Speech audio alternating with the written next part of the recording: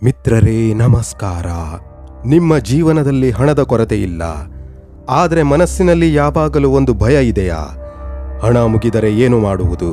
Risk ತೆಗೆದುಕೊಂಡು fail ಆದರೆ, safe ಆಗಿದ್ದರೆ ಸಾಕು. ಇದು ಹಣದ ಸಮಸ್ಯೆಯಲ್ಲ, ಇದು ಮೈಂಡ್ಸೆಟ್ ಸಮಸ್ಯೆ. ಇವತ್ತಿನ ಈ ಒಂದು ವಿಡಿಯೋದಲ್ಲಿ ನಾವು ಮಾತನಾಡುವುದು ಮಿಡಲ್ ಕ್ಲಾಸ್ ಮೈಂಡ್ಸೆಟ್ ಇರುವವರ 12 ಲಕ್ಷಣಗಳು. ಮಿಡಲ್ ಕ್ಲಾಸ್ ಮೈಂಡ್ಸೆಟ್ ಎಂದರೇನು? ಮಿಡಲ್ ಕ್ಲಾಸ್ ಆಗಿರುವುದು ತಪ್ಪಲ್ಲ, ಆದರೆ ಮಿಡಲ್ ಕ್ಲಾಸ್ ಆಗಿ ಯೋಚಿಸುವುದು ನಿಮ್ಮ ಗ್ರೌತ್ ಅನ್ನು ಸ್ಲೋ ಮಾಡುತ್ತದೆ. ಇದು ಹಣದ ಮಟ್ಟವಲ್ಲ, ಇದು ಭದ್ರತೆಯ ಮೇಲೆ ಅತಿಯಾದ ಆಸಕ್ತಿ, ಸೊಸೈಟಿ ಒಪಿನಿಯನ್ ಮೇಲೆ ಹೆಚ್ಚು ಗಮನ. ಲಕ್ಷಣ 1, ರಿಸ್ಕ್ ತೆಗೆದುಕೊಳ್ಳುವ ಭಯ.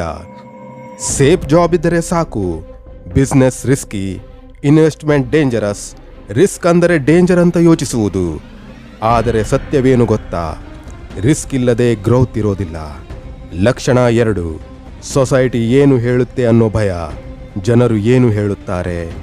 ಈ ಒಂದು ವಾಕ್ಯ ಎಷ್ಟು ಕನಸುಗಳನ್ನು ಕೊಂದಿದೆ ಗೊತ್ತಾ?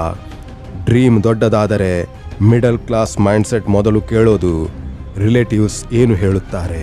ಲಕ್ಷಣ 3, ಜಾಬ್ ಸೆಕ್ಯೂರಿಟಿ ಅನ್ನೋ ನಂಬಿಕೆ. ಉದ್ಯೋಗವೇ ಸುರಕ್ಷತೆ ಎಂಬ ನಂಬಿಕೆ. ಉದ್ಯೋಗ ಒಳ್ಳೆಯದು, ಆದರೆ ಉದ್ಯೋಗವೇ ಏಕೈಕ ಸುರಕ್ಷತೆ ಎಂಬ ನಂಬಿಕೆ ಅದು ಮಿತಿಯಾದದ್ದು. ಉದ್ಯೋಗದ ಆದಾಯ ನಿಗದಿತ, ಕನಸಿನ ಆದಾಯ ಅನಿಯತ. ಒಂದು ವೇತನ ನಿಮ್ಮ ಬದುಕು ಸಾಗಿಸಬಹುದು, ಆದರೆ ನಿಮ್ಮ ಕನಸುಗಳನ್ನು ತುಂಬಲಾರದು. ಲಕ್ಷಣ 4, ಕಡಿಮೆ ಬೆಲೆ ಮನೋಭಾವ. ರಿಯಾಯಿತಿ ಇದ್ದರೆ ಮಾತ್ರ ಖರೀದಿ, ರೇಟ್ ಕಡಿಮೆ ಇದ್ದರೆ ಸಂತೋಷ. ಉಳಿತಾಯ ಒಳ್ಳೆಯದು, ಆದರೆ ಗುಣಮಟ್ಟಕ್ಕಿಂತ ಬೆಲೆಗೆ ಹೆಚ್ಚಿನ ಮಹತ್ವ ನೀಡುವುದು ಕೊರತೆ ಮನೋಭಾವ. ಹಣ ಉಳಿಸುವುದಕ್ಕಿಂತ ಮೌಲ್ಯ ಸೃಷ್ಟಿಸುವುದು ಮುಖ್ಯ. ಲಕ್ಷಣ 5, ಶ್ರೀಮಂತರ ಬಗ್ಗೆ ನಕಾರಾತ್ಮಕ ಭಾವನೆ. ಅವರು ಖಂಡಿತ ಮೋಸ ಮಾಡಿರಬೇಕು, ಹಣವಂತರಿಗೆ ಮನಸ್ಸೇ ಇರೋದಿಲ್ಲ. ಈ ನಂಬಿಕೆ ನಿಮ್ಮ ಮನಸ್ಸಿಗೆ ಸಂದೇಶ ನೀಡುತ್ತದೆ, ಶ್ರೀಮಂತನಾಗುವುದು ತಪ್ಪು. ನೀವು ದ್ವೇಷಿಸುವುದನ್ನು ನಿಮ್ಮ ಜೀವನಕ್ಕೆ ಆಕರ್ಷಿಸಲು ಸಾಧ್ಯವಿಲ್ಲ. ಲಕ್ಷಣ 6, ಶಿಕ್ಷಣ ಅಂಕಗಳು ಮಾತ್ರ. 100% ಅಂಕ ತಂದರೆ ಜೀವನ ಸರಿ, ಆದರೆ ಕೌಶಲ್ಯ, ಸಂವಹನ ಸಾಮರ್ಥ್ಯ, ನಾಯಕತ್ವ ಗುಣ, ಪಠ್ಯ ಪುಸ್ತಕದ ಜ್ಞಾನ ಸಾಕಾಗುವುದಿಲ್ಲ.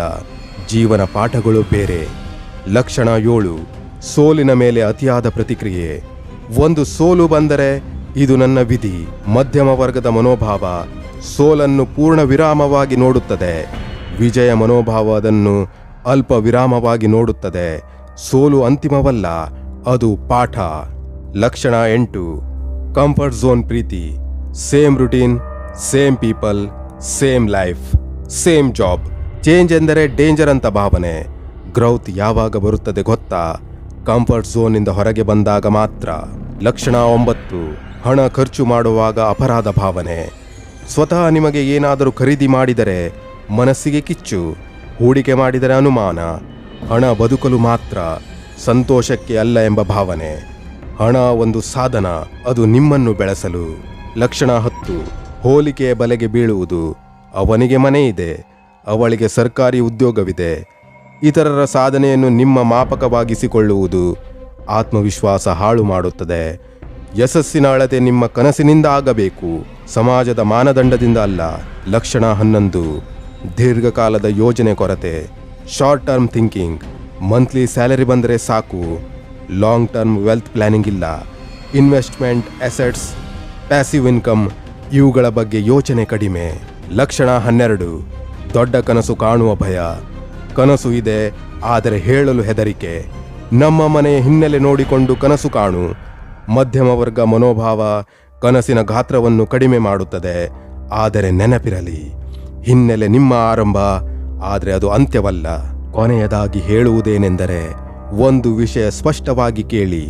ಮಧ್ಯಮ ವರ್ಗದವರಾಗಿರುವುದು ತಪ್ಪಲ್ಲ, ಆದರೆ ಮಧ್ಯಮ ಮನೋಭಾವದಲ್ಲಿ ಬದುಕಿದರೆ ಜೀವನವು ಮಧ್ಯಮವಾಗಿಯೇ ಉಳಿಯುತ್ತದೆ. ಹಣ ನಿಮ್ಮ ಬೆಳವಣಿಗೆಯನ್ನು ನಿಲ್ಲಿಸುವುದಿಲ್ಲ, ಮನೋಭಾವವನ್ನು ನಿಲ್ಲಿಸುತ್ತದೆ. ಈ 12 ಲಕ್ಷಣಗಳಲ್ಲಿ ನಿಮ್ಮೊಳಗೆ ಎಷ್ಟು ಇದೆ? ಪ್ರಾಮಾಣಿಕವಾಗಿ ಪ್ರತಿಕ್ರಿಯೆ ನೀಡಿ. ಬದಲಾವಣೆ ಬೇಕು ಎಂದು ಬರೆಯಿರಿ. ಹಿಂದೆ ಒಂದು ಸಣ್ಣ ನಿರ್ಧಾರ ಮಾಡಿ, ಚಿಕ್ಕದಾದರೂ ಒಂದು ಹೊಸ ಪ್ರಯತ್ನ ಆರಂಭಿಸಿ. ಕನಸು ದೊಡ್ಡದಾಗಿ ಇಡಿ, ಸಮಾಜದ ಗದ್ದಲ ಕಡಿಮೆ ಮಾಡಿ. ಏಕೆಂದರೆ ಜೀವನ ಸುರಕ್ಷಿತವಾಗಿ ಕಳೆದರೆ ಸಾಕೆಂದಿಲ್ಲ, ಜೀವನ ಧೈರ್ಯವಾಗಿ ಬದುಕಲು. ಮಿತ್ರರೇ, ಈ ಒಂದು ವಿಡಿಯೋ ನಿಮಗೆ ಹೇಗೆ ಅನಿಸಿತು? ವಿಡಿಯೋ ಇಷ್ಟವಾದರೆ ಖಂಡಿತವಾಗಿಯೂ ಲೈಕ್ ಕೊಟ್ಟು ಸಹಕರಿಸಿ. ಹೀಗೆ ಬೇರೆ ಬೇರೆ ರೀತಿಯ ವಿಡಿಯೋಗಳಿಗಾಗಿ ಲೋಕ್ ಡೈರೀಸ್ ಚಾನಲನ್ನು ಸಬ್ಸ್ಕ್ರೈಬ್ ಮಾಡಿ. ಮುಂದಿನ ವಿಡಿಯೋದಲ್ಲಿ ಮತ್ತೆ ಭೇಟಿಯಾಗುತ್ತೇನೆ. ಅಲ್ಲಿಯವರೆಗೆ ಧನ್ಯವಾದಗಳು ತಮಗೆಲ್ಲರಿಗೂ.